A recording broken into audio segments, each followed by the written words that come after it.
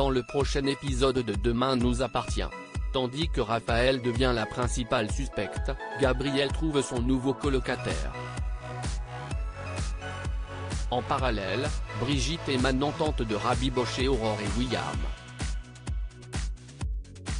Attention, les paragraphes qui suivent contiennent des spoilers sur l'épisode de Demain nous appartient diffusé lundi soir sur TF1. Si vous ne voulez rien savoir, ne lisez pas ce qui suit. Lundi 26 décembre dans Demain nous appartient. Raphaël devient la principale suspecte dans la matinée, Lisa et Martin se rendent chez Aurore pour interroger William car ils ont désormais la preuve que le médecin est passé dans la salle à musique à peu près au moment de la mort de Malik. Bien qu'il ait un peu oublié ce qu'il s'est passé avant sa chute, William se souvient avoir eu besoin d'un whisky après avoir annoncé à sa femme qu'il voulait divorcer. En sortant, il a croisé une femme dans une robe sombre rentrer dans la salle à musique. Sur les photos de la soirée, William apparaît en haut des escaliers à 22h46. La montre de Malik s'est arrêtée à 22h32. Les policiers se demandent alors si l'assassin n'aurait pas retardé la montre du défunt pour brouiller les pistes. Pendant ce temps, Romy débarque chez Anna pour lui apporter des sablés de Noël qu'elle a fait spécialement pour elle. Mise au courant des agissements de son mari, Romy se dit sincèrement désolée pour ce qui lui est arrivé. Au plus mal, elle ajoute qu'elle aurait aimé avoir la force de le quitter plus tôt. Toutefois, elle était encore jeune et fragile à l'époque. Malik a alors pris soin d'elle avant de finir par la piéger. Au commissariat, Martin et Lisa se mettent à la recherche de cette mystérieuse femme à la robe sombre. Et c'est maintenant Raphaël Perrault qui devient la principale suspecte. En effet, cette dernière portait une robe correspondant à la description et avait par ailleurs un lien avec Malik. Si elle a affirmé qu'elle était dans le jardin avec son père entre 22h25 et 22h30, personne ne peut en témoigner. Peu après, la capitaine Hassan débarque au cabinet Perrault pour interroger Raphaël qui maintient sa version des faits et affirme qu'elle n'a pas croisé Malik ce soir-là. Si le procureur Perrault est convaincu de l'innocence de sa fille, Camille se met quant à elle à avoir des doutes sur sa mère.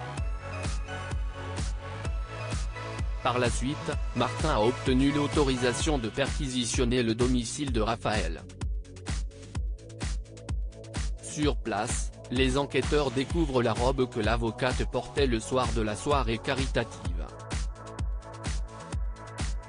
Lorsque Lisa demande à Raphaël si elle souhaite changer sa version des faits, cette dernière répond que non.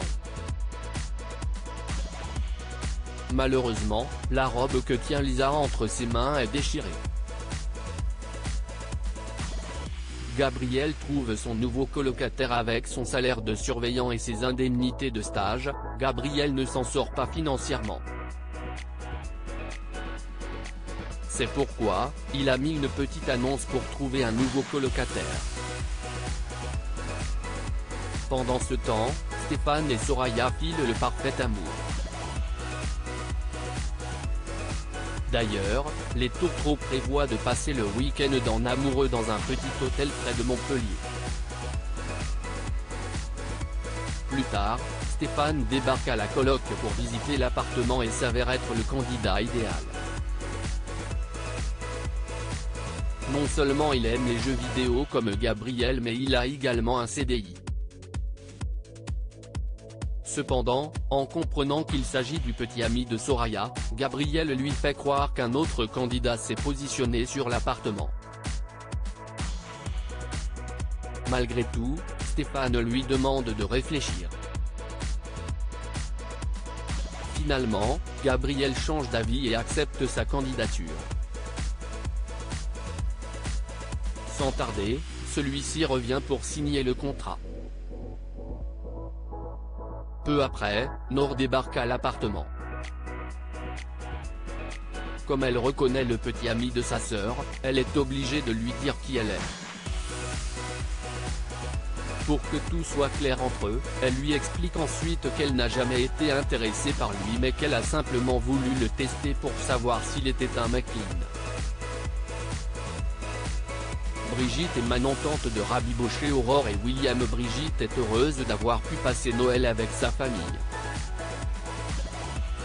En voyant son fils prêt à retourner à l'hôtel, elle demande combien de temps il va continuer à faire payer sa femme alors que c'est elle la seule responsable dans toute cette histoire. Dans le même temps, Manon réussit à le convaincre de rester à la maison jusqu'au départ de Brigitte qui rentrera à Paris en attendant son procès.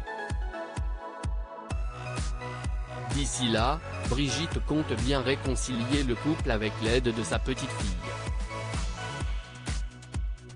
Pour sa part, Aurore baisse les bras et demande à Martin de lui refiler des gardes de jour comme de nuit pour éviter de croiser son mari à la maison. Non loin de là, Brigitte et Manon complotent pour rabibocher Aurore et William. Brigitte fait alors croire à son fils qu'elle souffre d'un terrible mal de dos pour qu'elle lui cède son lit. Immédiatement, Manon propose à son père de s'installer dans sa chambre puis lui fait croire qu'elle dormira avec Aurore dans celle de Sophia. Bien évidemment, Manon prend soin de ne pas prévenir sa mère. Lorsque la policière rentre tard dans la nuit, elle se glisse sans le savoir dans le lit de William.